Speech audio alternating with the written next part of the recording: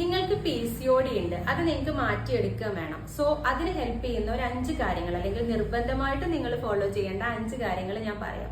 First one is diet. Diet എന്ന് പറയുമ്പോൾ തന്നെ ഭക്ഷണം കഴിക്കാതിരിക്കുക, ഭക്ഷണം സ്കിപ്പ് ചെയ്യുക, ഒന്നും കഴിക്കാൻ പറ്റില്ല, അതല്ല ഡയറ്റ്.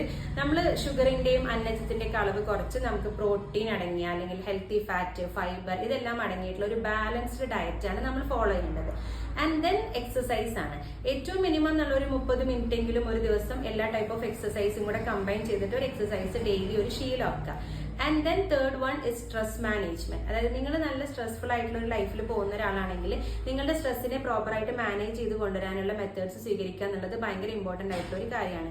ആൻഡ് ദെൻ ഉറക്കം എന്ന് പറയുന്നത് നമ്മുടെ ഹോർമോൺ ബാലൻസിന് ഭയങ്കരമായിട്ട് ഇമ്പോർട്ടന്റ് ആയിട്ടുള്ള ഒരു കാര്യമാണ്. സോ ഏറ്റവും നല്ല ഹെൽത്തി ആയിട്ട് ഒരു 7 മണിക്കൂറെങ്കിലും ഉറക്കം കിട്ടുന്നുണ്ടെന്ന് നിങ്ങൾ ഉറപ്പുവരുത്തുക. അതിന് വേണ്ട എല്ലാ മെഷേഴ്സും സ്വീകരിക്കുക.